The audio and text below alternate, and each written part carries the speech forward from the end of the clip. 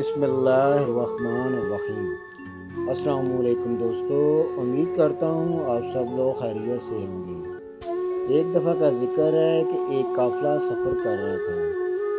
दौरान सफ़र उनका गुज़र एक अंधेरी सुरंग से हो रहा था कि अचानक उनके पैरों में कंकरियों की तरह कुछ चीज़ें चुभी। इस काफ़िले में शामिल कुछ लोगों ने इस ख्याल से इन चुभने वाली चीज़ों को कंकरियाँ समझकर उठा ली कि हमारे पाँव में लगी हैं, हमें तो तकलीफ़ पहुंच गई, किसी और को ना लगें और उनको कोई परेशानी ना हो, और नेकी की खातर उठाकर जेब में रख लें। कुछ लोगों ने ज़्यादा उठा ली ताकि ज़्यादा नेकी हासिल कर सकें, तो कुछ ने कम।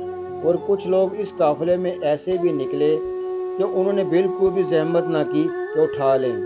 जब वो काफ़िले के लोग सुरंग में निकले तो वो सब ये देखकर हैरान थे कि जो उन्होंने कंकरियां समझकर उठाई थी वो सब कंकरियां नहीं बल्कि बहुत ही कीमती हीरे थे। जिन्होंने ज़्यादा उठाई थी वो लोग ज़्यादा माला माल हुए और उनकी खुशी की इंतहा ना थी।